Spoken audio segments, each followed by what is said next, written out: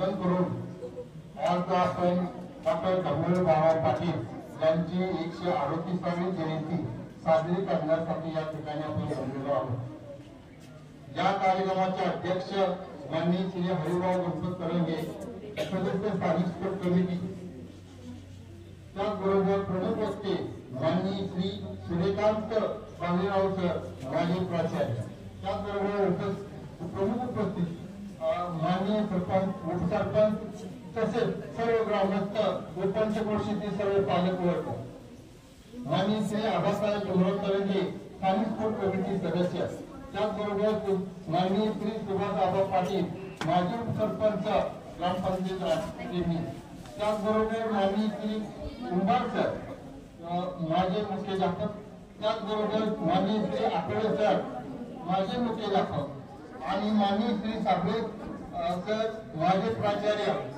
त्याचबरोबर माननीय श्री दोंडे सर माजी प्राचार्य, त्याचबरोबर दैनिक पत्रकार सकाळचे आदम पठाण सर, त्याचबरोबर माननीय श्री शंकर भोसले पत्रकार पुणे नगरी, त्याचबरोबर माननीय श्री सचिव पुष्के सर केंद्र प्रमुख रेणुके आणि त्याचबरोबर आधी माजी विद्यार्थी, त्याचबरोबर पंचक्रोशीचे ग्रामस्थ चिंतक उपस्थित सर्वांचे विद्यालयाच्या मार्फत सर्वांचं स्वागत करतो। त्याचबरोबर माझे सहकारी शिक्षक सर्व बंधू भगिनी आणि विद्यार्थी मित्रांनो, आज मी शाखेचे थोडक्यात आढावा या ठिकाणी सांगत आहे। मार्च एसएससी 2024-25 मध्ये विद्यालयाचा निकाल 97.77% या ठिकाणी लागलेला आहे। 8वी स्कॉलरशिप परीक्षेमध्ये एक विद्यार्थी या ठिकाणी पास झालेला आहे। एनएमएस मध्ये 4 विद्यार्थी पास झालेले आहेत। या वर्षी विद्यार्थी संख्या 285 या ठिकाणी आहे। त्याचबरोबर आम्ही काही संस्कार म्हणून काही या ठिकाणी राबवत आहे। तर रोज शाळेत येताना आई वडिलांच्या काय केलं पाहिजे, सर्वांनी मुलांना पाया पडून या ठिकाणी आलं पाहिजे। त्याचबरोबर विद्यालयामध्ये येताना ज्ञानाचं या ठिकाणी काम ज्या ठिकाणी चालू असताना या ठिकाणी वर्गात शिरताना या ठिकाणी पहिलीच्या पाया पडून वर्गात जावं ही एक आम्ही या ठिकाणी सांगितलेलं आहे। त्याचबरोबर एका मुलांना मुलींना शिक्षण द्यायचे नाही, बरोबरीप्रमाणे या ठिकाणी राहायचं आहे, अशा पद्धतीने त्या ठिकाणी संस्था या ठिकाणी आम्ही चालू केलेला आहे।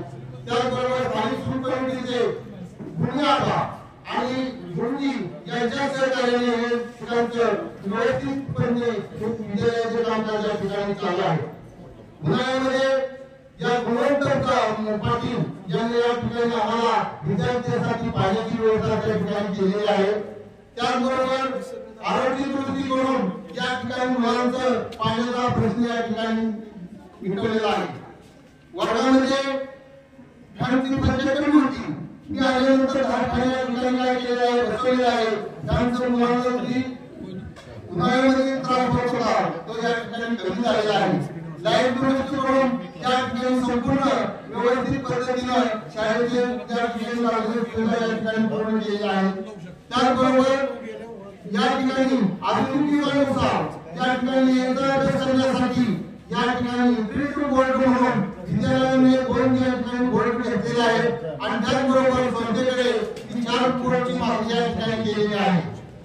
त्याचबरोबर सध्या मुलींची अडचण पहिलीची अडचण असल्यामुळे संस्थेकडे प्रस्ताव करून 10 लाखाची या ठिकाणी मंजुरीच्या ठिकाणी मिळवलेली आहे आणि आता ते काम चालू आहे। परंतु या पावसामुळे थोडंसं त्या ठिकाणी व्यत्यय आलेला आहे, युद्ध पातळीवरचे काम चालू केलेलं आहे।